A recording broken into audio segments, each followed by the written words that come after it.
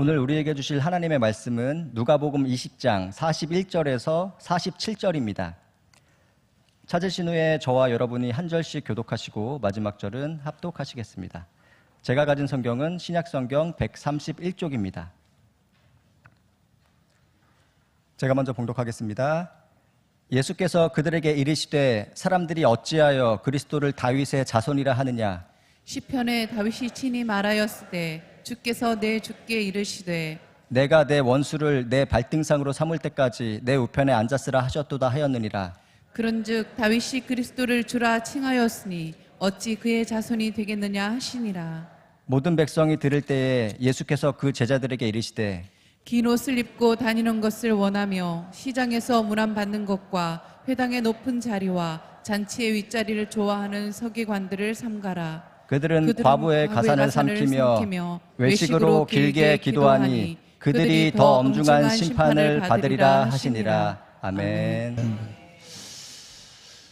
갈라디아서는 로마서와 함께 성경의 예수 그리스도 안에서의 구원의 진리를 가장 짧고 간결하며 확실하게 전해주는 또 하나의 복음서라고 할 수 있는 놀라운 하나님의 말씀입니다. 총 6장으로 구성이 되어 있고요. 여러분이 아시는 것처럼 갈라디아서 1장부터 6장까지가 오직 예수 그리스도를 믿음으로 구원을 받고 구원을 받는 하나님의 백성들의 삶에는 어떤 증거가 있어야 하는지를 자세하게 설명을 하다가 마지막 6장 17절 18절 마지막 2절 말씀에 보시면 성경은 이렇게 우리에게 말씀하고 있습니다. 이제 후로는 누구든지 나를 괴롭게 하지 말라. 내가 내 몸에 그리스도의 흔적을 지니고 있노라 라고 17절에 말씀을 하고는 18절에 가서는 동일하게 형제들아 우리 주 예수 그리스도의 은혜가 너희 심령에 있을지어다. 아멘 이라는 말씀으로 갈라디아서 6장 전체는 6장 전부는 끝납니다. 우리는 이 마지막 2절에서 매우 놀라운 우리에게 주시는 하나님의 말씀을 기억할 수 있습니다. 첫 번째 기억할 말씀은 바로 우리 안에 믿음의 신앙에 유전이 있느냐 없느냐, 언제 믿었느냐, 그리고 또 우리가 하나님 안에서 어떤 삶을 살아왔느냐 관계없이 그리스도인이라면 누구든지 그 안에 그리스도 예수의 흔적을 몸에 지니고 있어야만 합니다. 예수 그리스도가 십자가에 돌아가신 그 십자가의 그 놀라운 못 박힌 흔적을, 예수 그리스도의 창자국의 흔적을, 예수 그리스도의 그 놀라운 부활의 증거의 기쁨의 흔적을 우리는 함께 지니고 있어야 한다라고 얘기하고, 바울은 자신 있게 나의 사도권을 가지고 시비를 하지 말고 나의 어떤 것으로 육신의 연약함을 가지고도 나를 비웃지 말라. 오직 너희가 나를 어떻게 볼지 모르지만 나는 내 몸에 예수의 흔적을 지니고 있다고 말합니다. 여러분, 예수의 복음이 여러분의 가슴에 계시고 여러분의 삶 생각 속에 오직 나를 위해 십자가에 주시고 돌아가시고 부활하신 그리스도의 복음, 그 복음에 무장된 흔적이 여러분의 몸과 마음에 가득하시기를 이 사순절 주의 이름으로 축원합니다. 뿐만 아니라 바울 사도는 마지막 갈라디아 교회에 보내는 마지막 절 18절 말씀에서 말하기를 형제들아 우리 주 예수 그리스도의 은혜가 너희 심령에 있을지어다. 아멘. 이렇게 얘기합니다. 다시 말하면 은혜가 있어야 하나님의 사람이라는 거예요. 우리의 심령에 믿는다고 하고 내가 하나님을 사랑한다고 하지만 실질적으로 하나님이 내게 주신 긍휼을 따라 하나님의 은혜가 내게 없다고 한다면 살아있는 자 같으나 죽은 자와 방불한 자고 믿는 자 같으나 묻지 않는 자의 삶과 동일하다는 것입니다. 우리 안에 예수의 흔적, 내 몸과 마음, 특별히 내 몸에 내 삶이 어떨지라도 내 몸이 어떻게 공갈지라도 예수의 흔적을 가지고 살아갈 수 있는 사람이 되어야 하고, 그리고 우리는 예수의 은혜를 우리의 심령에 지니고 살아갈 때에 우리는 바로 예수 그리스도의 사람이 될 수 있는 것입니다. 새벽을 깨우시고 하나님 안에서 하나님의 주신 복음의 진리를 갖고 하루를 시작하고 기도 안에서 삶을 열어가시는 여러분 가운데 이 두 가지 축복이 함께하기를 주님의 이름으로 축원합니다. 어제 여러분의 기도와 함께 하시는 여러분의 걸음 10년 가운데서 마마클럽 서울 기도회가 참 은혜 가운데 끝났습니다. 4시간 한 20분, 2시간 한 20분, 오후 4시 한 20분 정도에 모두가 끝났는데 그 2시간이 그냥 한순간에 지나간 시간처럼 느껴질 정도로 정말 은혜가 되었고요. 또 우리 교회의 기도가 점점 서울 지역으로 이제는 그렇게 여러분처럼 뭐 새벽이나 또 기도의 자리에서 금요일이나 부르짖어 기도하는 교회도 참 찾기가 쉽지를 않는 것 같습니다.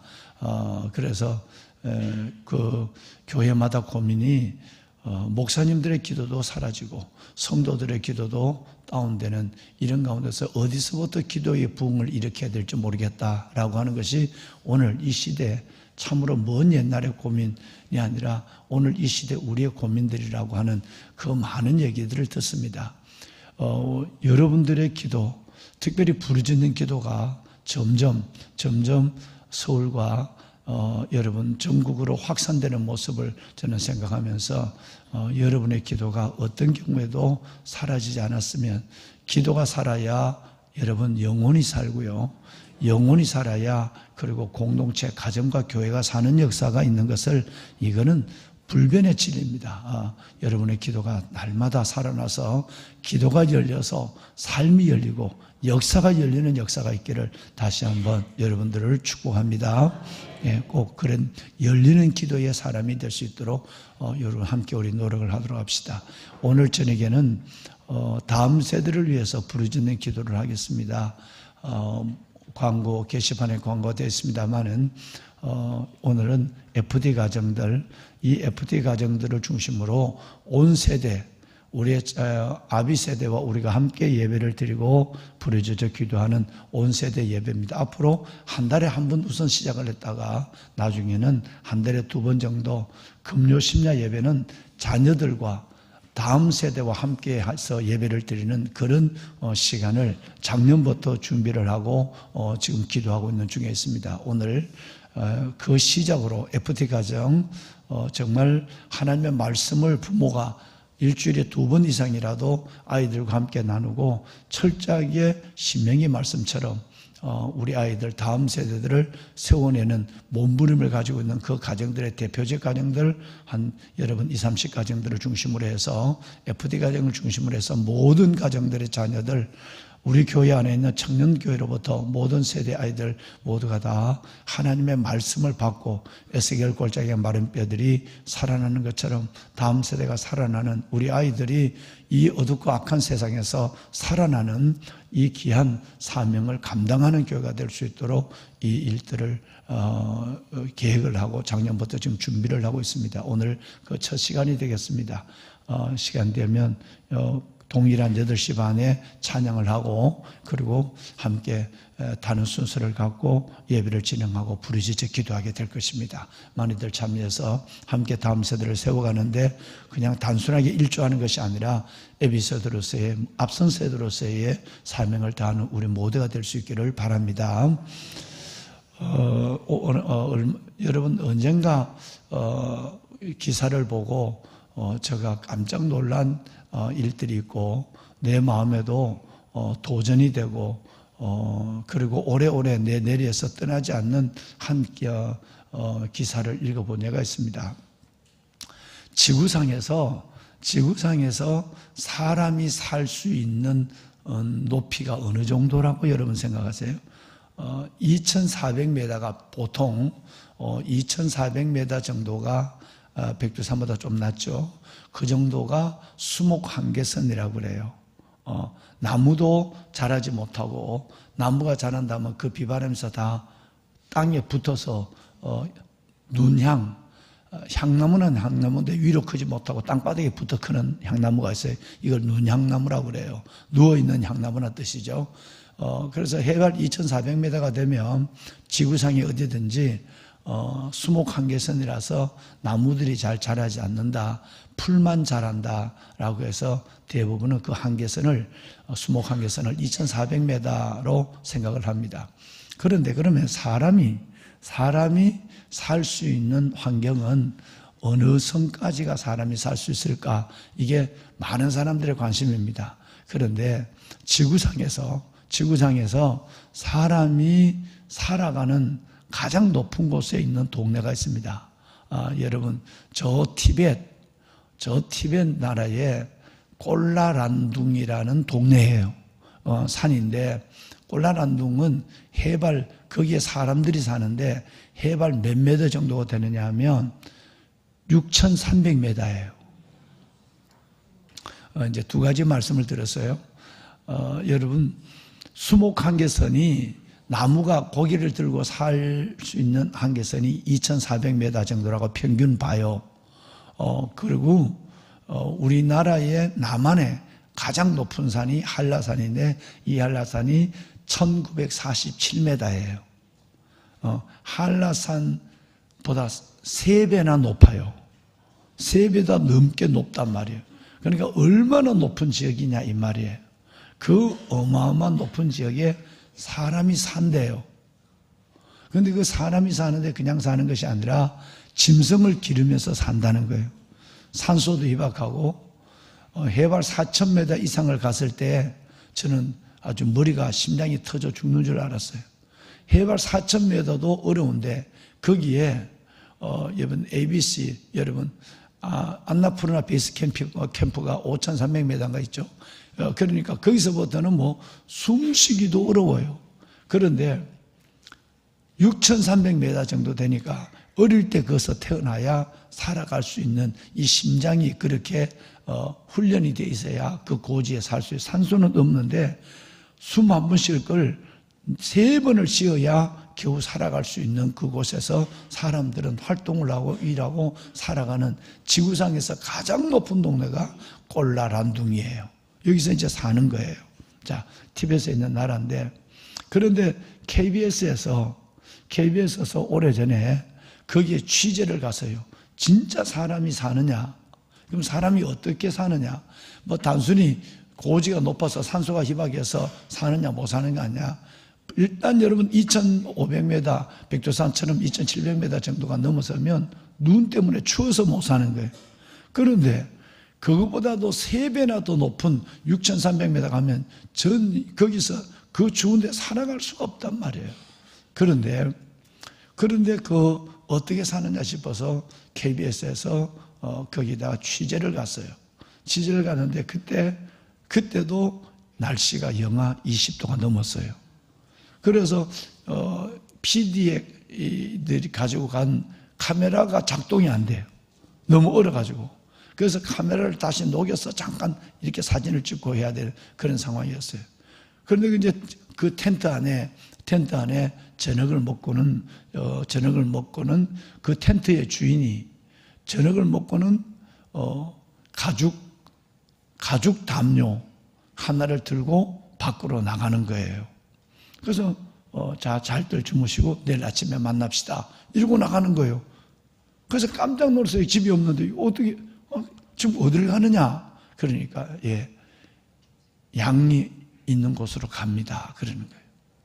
여러분 그 높은 곳에 양을 치는 이 까르마라고 하는 티벳 사람은 나이도 60이나 됐는데 그런데 그 영하 20도가 넘는 추운 6,300m 고지에 저녁밥을 먹고는 얼른 고작 가죽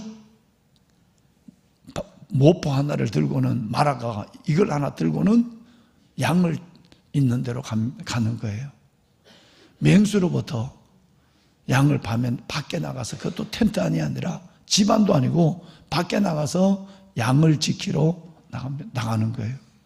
진짠가 싶어서 기자가 따라 나갔다가 추워서 여러분 이 PD가 다 쫓겨 들어왔어요. 그 추운데 여러분 가죽 깔판 하나 깔고 그리고 모포 한 장 덮고 그리고 밤새도록 양 가운데 있는 거예요. 그래서 맹수가 양을 잡아 물어왔을 때 사람의 냄새를 맡으면 가까이 오지를 못해요. 무기가 있어서 가장 무기가 있는 것은 딱딱딱 때리는 지팡이밖에 없는 거예요. 이거 하나를 들고 양 틈에 양을 지키러 그 추운 영하 20도가 넘는 그 가운데 나가는 거예요. 가슴이 짠한 내용이에요. 목자 때문에 그 추운데 헛벌판에 맹수들이 우글거리는데 양들은 편안하게 자는 거예요. 누구 때문에? 누구 때문에? 저의 눈시울이 뜨거워졌어요. 정말 내가 목사인가? 내가 정말 목동인가? 우리는 그 목자의 가장 아름다운 모범을 보고 그 은혜 가운데 지금까지 살아간 사람이에요. 진짜 우리의 목자는 예수 그리스도예요. 나는 양들을 위하여 목숨을 버리노라 라고 요한복음 10장에 주님은 두세 번이나 거듭 말씀하셨고, 그가 찔리면 우리의 허물을 인남이고, 그가 상하면 우리의 죄악을 인남이라. 그가 징계를 받음으로 우리가 평화를 누리고, 때로는 우리를 대신해서 맞아줌으로 우리는 나음을 입었도다. 목자 때문에 우리가 이렇게 하나님의 자녀로 살아가는 것도, 우리가 이렇게 편안하게 오늘 숨을 쉬고 하나님을 아빠 아버지라 부르고 기도가 싶을 때 기도하고, 하나님 정말 내가 주님 앞에서 예배드리고 싶을 때 마음껏 예배드리고 사랑하는 삶의 영역에서 감사할 수 있는 것은 오늘 또 우리와 함께하는 임마누엘 예수의 목자 때문인 줄로 믿습니다. 여러분, 그 목자가 나를 위해 희생한 것 때문에 우리는, 그가 죽어서 우리가 산 것이에요.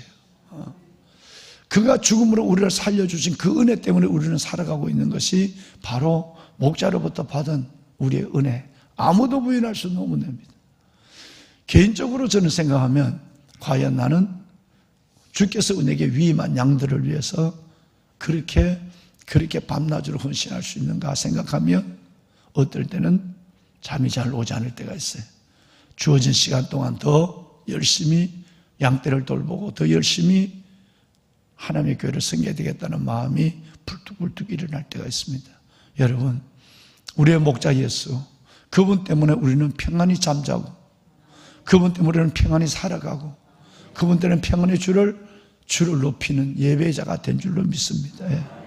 사순절, 목자 때문에 받은 그 은혜를 다시 생각하는 귀한 예수의 사랑을 생각하는 은혜의 시간들이 될 수 있기를 바랍니다. 보배로운 여러분, 오늘 읽으신 이 내용은 지금까지 예수님은 3번의 공격을 당했어요. 이리 같은 제사장, 맹수 같은 서기관, 심지어 사두개인들, 어제 말씀드린 사두개인들로부터 예수님은 책망과 함정을 여러분 당해야만 했어요. 그런데 오늘은 상황이 달라요.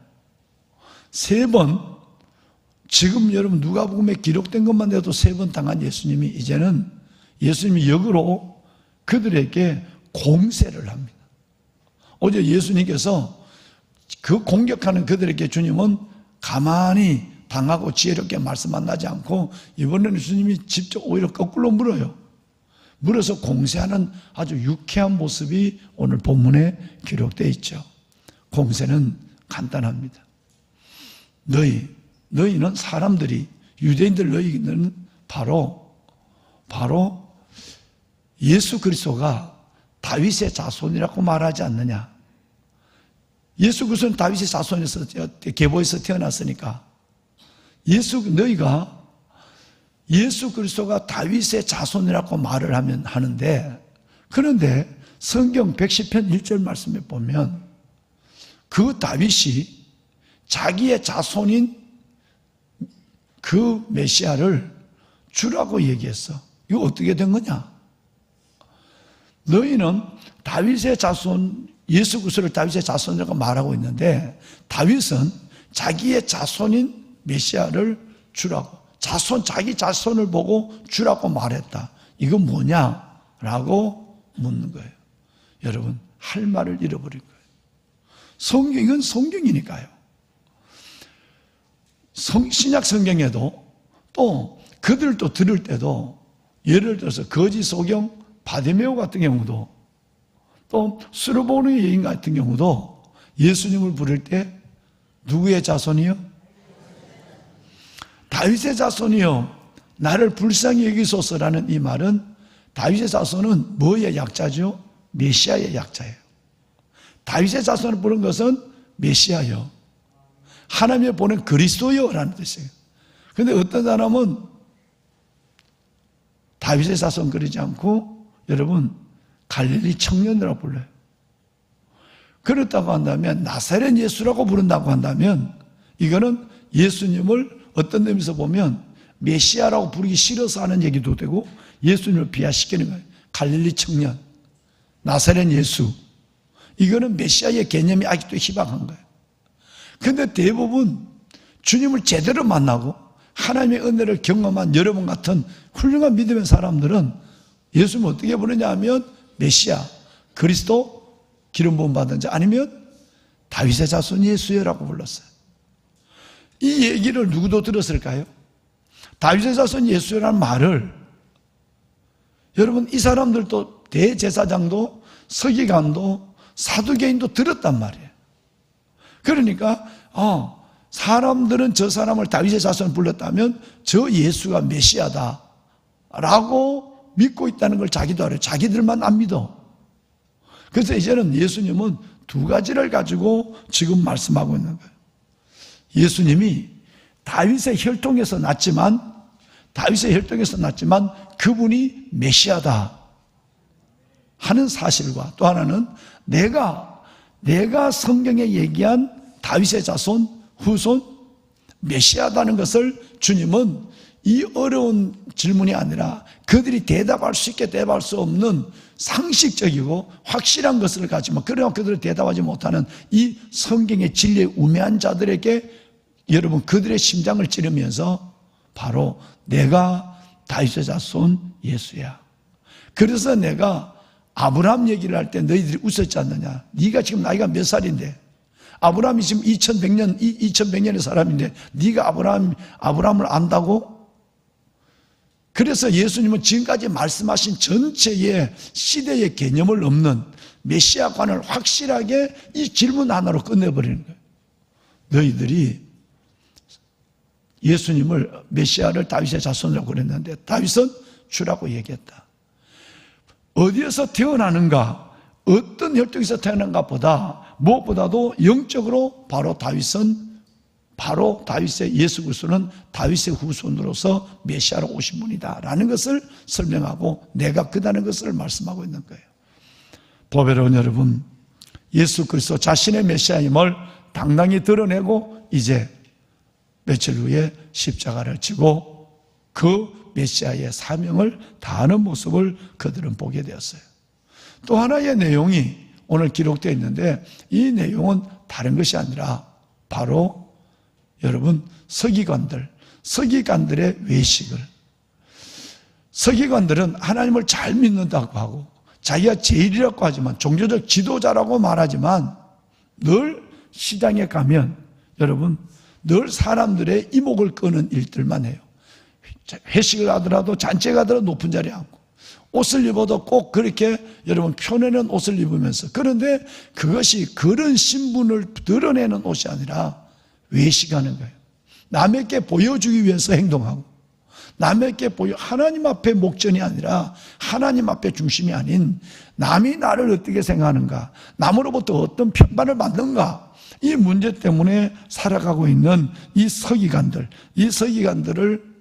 두고 주님은 책망하는 거예요. 아주 야단을 치는 거예요. 왜? 외식이니까요. 우리가 잘 믿고 오래 믿고 하나님을 크게 사랑한다고 하는 우리는 사람 앞에서 사람이 아니라 하나님 앞에서의 사람, 내가 되어야 될 줄로 믿습니다. 하나님 앞에서의 면전의식, 그야말로 호람대 의식을 가지면 진실해요. 하나님 앞에 갖고 있으면 사람이 뭐라고 그래도 어떻게 사람이 나를 알까 이거 생각하지 않습니다. 그런데 믿음이 어리면 오래 믿어도, 서기관처럼 오래 믿어도 사람이 인정하지 않으면 기분 살짝 나쁜 것이 아니라 많이 나쁘고, 사람이 나를 알아주지 않는다고 한다면 나는 불편해지고 교회도 가기 싫고 모임에도 들어가기 싫고 여러분, 내가 내 자신을 서기관처럼 드러내고 인정받고 칭찬받고 높임을 받는 일에 있다고 한다면 우리는 십자가와 은혜와 점점 멀어져 있는 삶을 자연스럽게 살아가고, 어떤 면에서 보면 좀 더 심각한 얘기를 하면 외식하는 자들이요 화 있을진저 라는 얘기를 기억한다면, 여러분, 십자가와 멀어지는 것이 아니라 십자가의 원수로 행하는 사람들이 될 수도 있다는 얘기예요. 사순절입니다. 우리는 이 말씀을 듣고 혹시라도 내 믿음에 불순물이 없는가, 내 믿음의 근육은 건강한가, 내가 하나님을 사랑하는 이 마음이 정결한가, 정말 내가 믿음의 진짜 좋은 근육을 가지고 어떤 고난도 박차고 이겨나서 주님을 끌어안고 있는가, 아니면 내가 주님을 가까이 간다고 그러는데 이 서기관 바리새인들처럼 은혜에서 멀어져 가고 있지는 않는가 라고 해서 생각하면서, 주님, 정말 사람 앞에서의 어담이 아니라 하나님 앞에서의 어담만 생각하고 주님 앞에 진실을 가지고 십자가 앞으로 한 발 한 발 나가는 내가 되게 하여 주옵소서. 우리 주님은 그 목적으로 십자가를 지셨다라고 빌립보서에 말씀하고 있죠. 그는 근본 하나님의 본체 신앙, 하나님과 동등됨을 취할 것으로 여기지 아니하고 오히려 자기를 비어 종의 형체가 되어서 사람과 같이 되었고 사람의 모양으로 나타나서 죽기까지 복종하셨으니 곧 십자가의 죽으심이라고 그랬어요. 이 예수님은 사람이 나를 어떻게 높여주느냐, 저분들로부터 어떤 인정을 받느냐, 요만큼도 관심이 없었어요.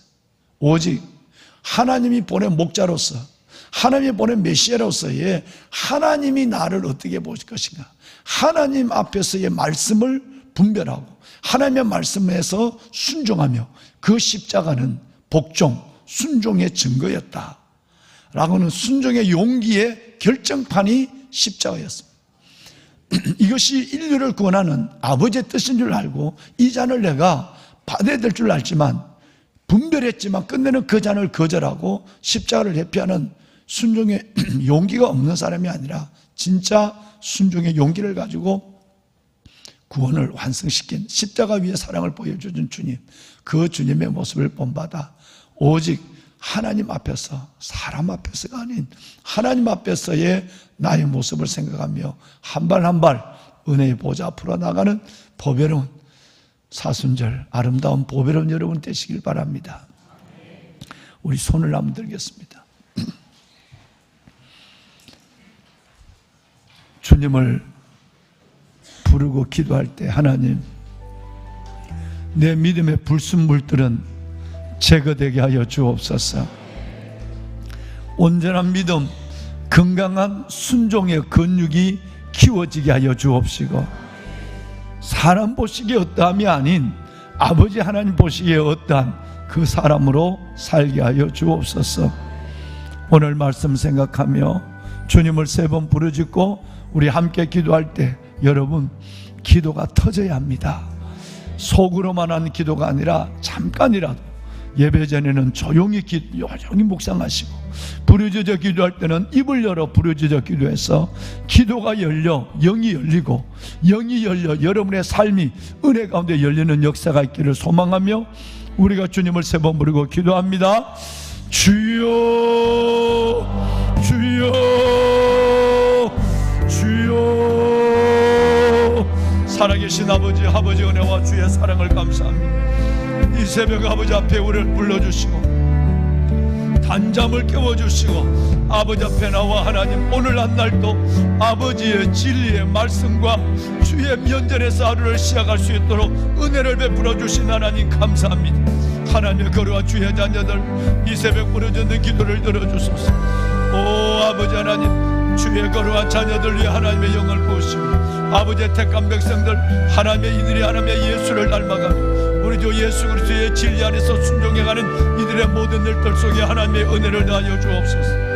아버지여, 아버지 하나님, 주의 거룩한 하나님의 자녀들, 하나님, 사람 앞에 어떠함이 아닌 하나님 앞에 어떠함으로 살아가는 우리가 되게 하여 주옵소서. 우리 아버지 하나님, 오직 면전의식을 가지고 예수라면 어떻게 할 것인가는 중심으로 살아가는 아버지의 자녀들 되게 하옵소서. 순종의 근육을 갖게 하여 주옵소서. 우리의 믿음의 불순물을 빼버리게 하여 주시고 하나님의 사람의 평판과 사람의 인정과 사람의 안목이 하나님의 내 믿음의 중심을 두지 않게 하여 주시고 오직 하나님 앞에 내 믿음의 중심을 두고 나가는 하나님의 종들이 되게 하여 주옵소서. 아버지여 주의 거룩한 자녀들을 축복하소서. 아버지 하나님이여 은혜를 다하여 주옵소서. 주의 거룩한 백성들 사순절을 보냅니다.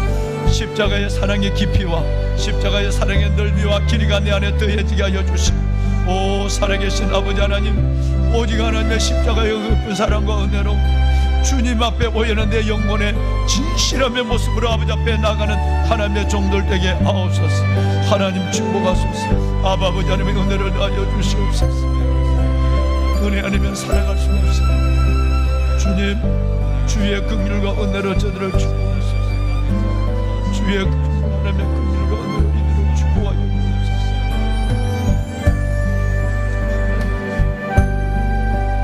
내 주 여호와 살아계신 아버지